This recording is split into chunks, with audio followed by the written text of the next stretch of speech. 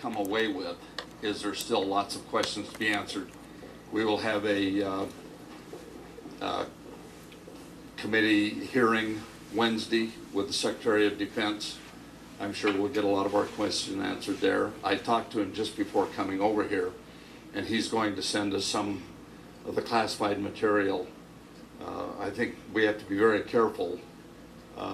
You don't hear me talking about Sergeant Bergdhal. I'm concerned with the administration telling 80 or 90 people within the administration and not one member of Congress about this. That, to me, is not following the law. It's not good practice. I mean, the Constitution sets up 3 bodies of government. It's not that I personally have my feelings hurt. But I think that we should have a mutual understanding that there are 3 equal bodies in Congress. If they don't want to talk to Republicans, there's a chairman of the Armed Services Committee in the Senate that's a Democrat. There's a chairman of the Intelligence Committee in the Senate that's a Democrat. And they were not told. At least they did apparently call and apologize to Senator Feinstein. But this is I mean, I think everybody is happy that the sergeant is back in our custody and that he will be treated accordingly. They'll get him back to his health, and then we'll move forward on that issue. But the 5 Taliban that were released were all very dangerous people. And I hope that we don't have a year from now a hearing on people that were killed because of these 5 that were released. That's the thing that I'm going to be most looking at, most concerned about. And can I just follow up on the 80 to 90 administration officials, because several of your colleagues have said the same thing. Do you have a sense of who they were and in what agencies, and how much they actually knew about the whole picture, or whether they just knew the specifics needed to execute the mission? I don't know, and that's also disturbing. The fact that they say 80 or 90. I mean, if they're so concerned about a leak, they ought to know every single person that knew anything about this. They shouldn't say, well, it's between 80 or 90. They should be able to give us a specific number. Say there was a leak. How do they go back and close that off? How do they find out who leaked it if they don't even know who they've told about it? I mean, this is pretty disturbing on many different levels. And I think they better do something to get their act together on this. Mr. Chairman, will you have your committee investigate this? We will be starting an investigation with the hearing Wednesday, and then we will have further hearings and briefings as we see other questions that need to be answered. Mr. Chairman, are you saying that you're wondering whether Bergdhal's release was worth the release of the 5 Taliban? I thought I was very clear that we're happy that Sergeant Bergdhal has been returned to the Army.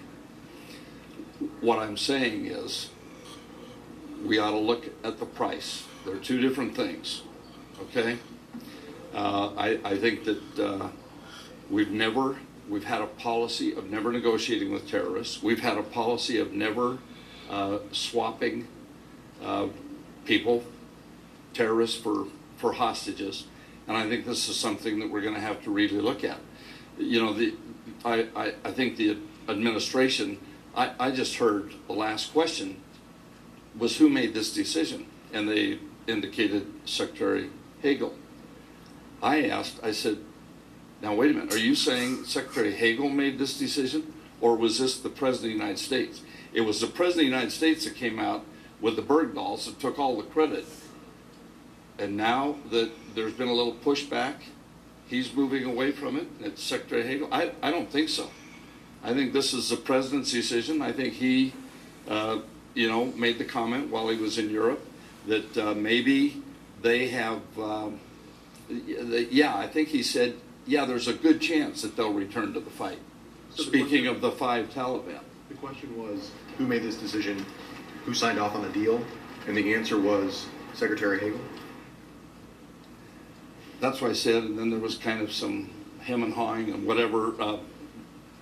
You know, a whole bunch of people looked at it, and a whole bunch, but the President of the United States made this decision. Some have argued that the Taliban's going to have to be released anyway once we're no longer in hostilities with the Taliban, once combat operations end. Do you buy that argument that these Taliban, there's no legal rationale to hold the Taliban after combat? You know, we have negotiated, and we are pulling all of our troops out, except for residual force that will be left behind, 9,800 troops that will help train the Afghans to be able to provide their own security. We will still have people there, and another 5,000 NATO force. So we will have people there. They will be in greater jeopardy now than they were a couple of weeks ago, is my opinion. I hope I'm wrong. So did you get any clarity on under what conditions the Taliban will be monitored when they're in Qatar? What conditions? These Taliban guys will be monitored while they're... I haven't seen that yet. I hope to see that shortly. We haven't seen that yet. I want to see the memorandum of understanding, and the Secretary said he will make it available. Thank you very much. Thank you. My reaction, I am so grateful to this administration for following through on what we all believe, that we leave no soldier behind.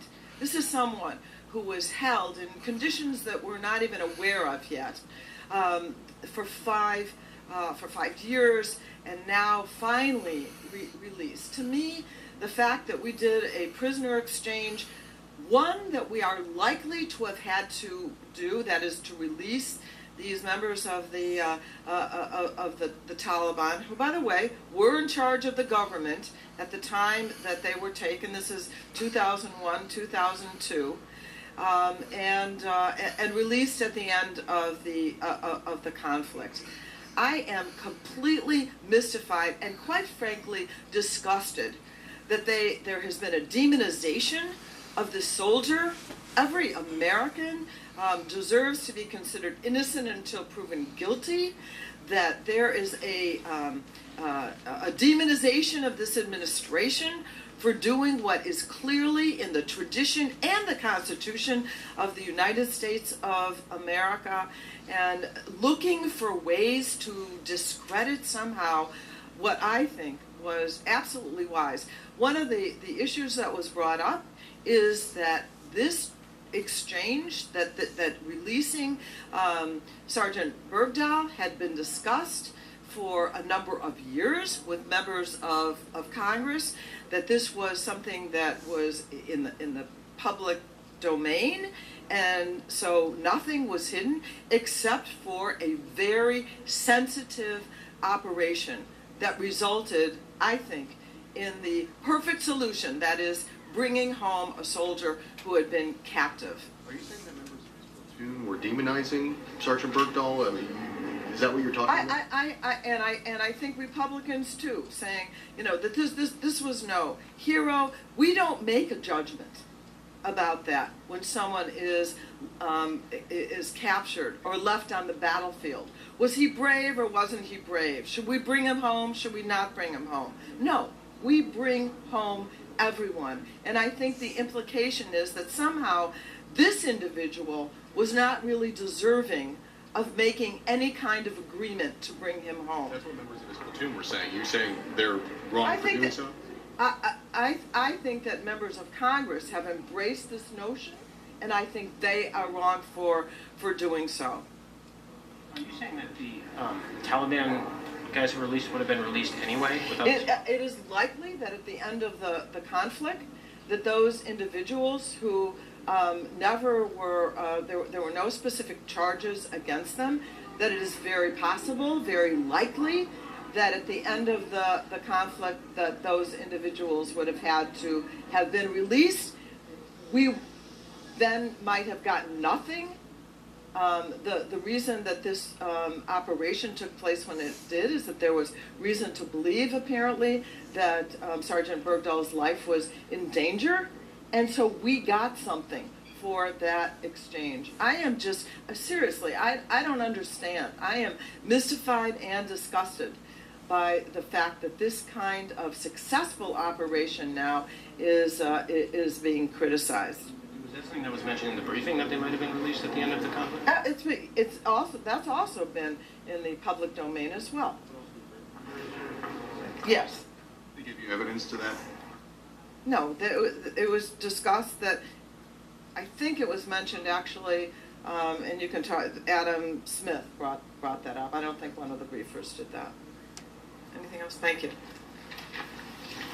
Appreciate it.